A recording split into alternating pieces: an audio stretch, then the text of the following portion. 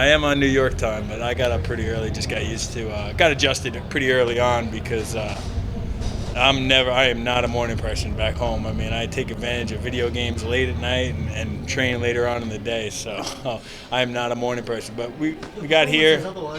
Yeah, we got here and got adjusted and going to sleep like 9, 10 o'clock every night and got adjusted pretty quick and been feeling good and been waking up early. And, coaches did a great job, man. Got to thank, Keith Spiro, my buddy Adam came out with me, and they really did a great job at, keeping me sane this whole week and coming out here for 10 days, leaving their families and stuff ain't easy. So really appreciate that.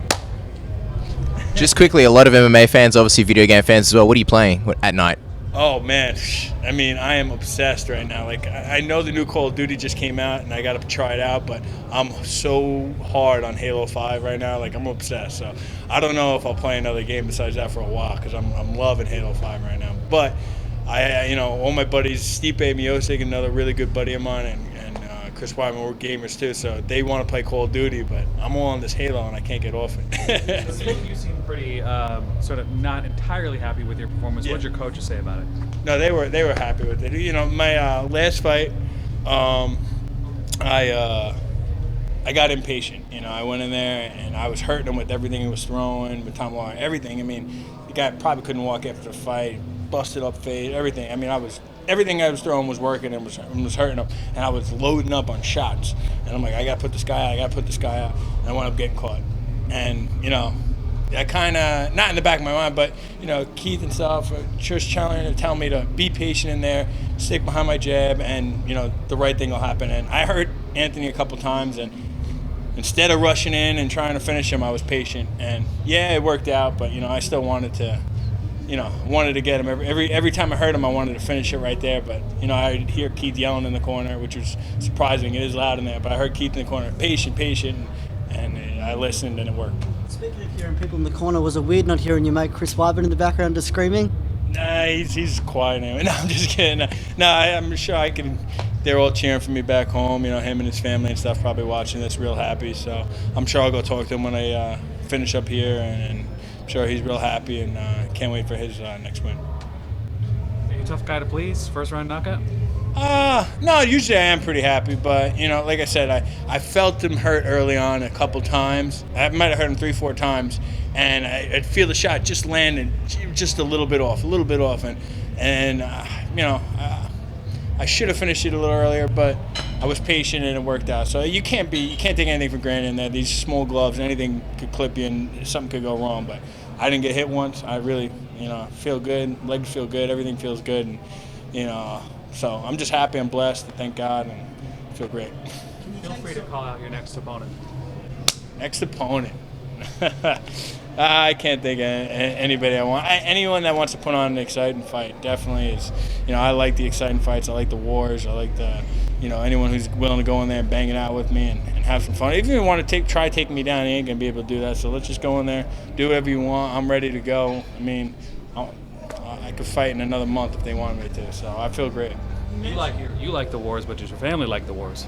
No, coaches don't like the wars. Teammates don't like it either. But I don't mind getting hit, and I like hitting people. So I've always, in everything I've done in life, I've always liked hitting things. Football, everything. I just like hitting things, So it's always good to have another guy in there who kind of enjoys it too, and we have a good war. And the coach, the fans are happy, and the bosses are happy. The biggest part about this sport is just making everyone, the fans. You want to create and keep getting fans. And I'm not a guy that's going to be out there all the time talking about, how great my abs are or something like that. I want to be known for putting on great fights, and that's how I expect to gain fans. Is every time I'm in there, go out there and put on a great show for them.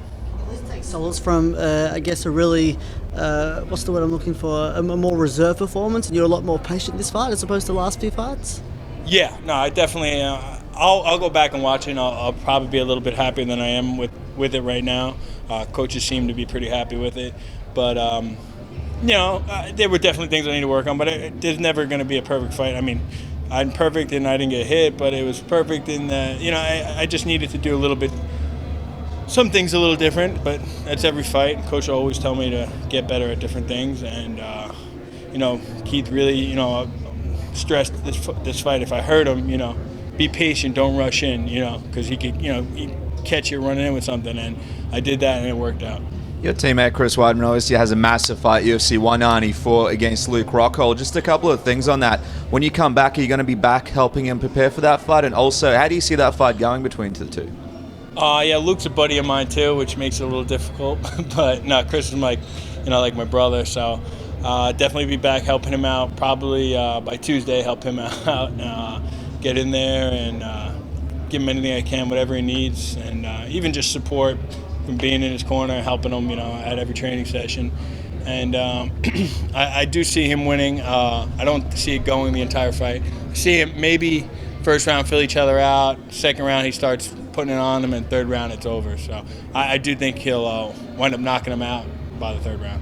One of your other coaches, Matt Serra, has recently said once again he'd love to punch Matt Hughes in the face again. Would you still like to see that fight?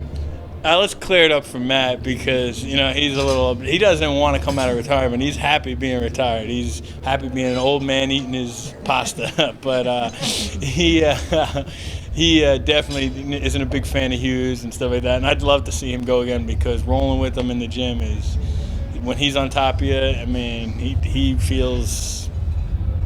Not because he's big. He's great. He's a great jiu-jitsu practitioner. He's awesome and great coach, and love having him, a guy that will coach me and teach me to get better in the sport. But, I don't think he's coming out of retirement anytime soon. But I think he would give him the business, Matt Hughes.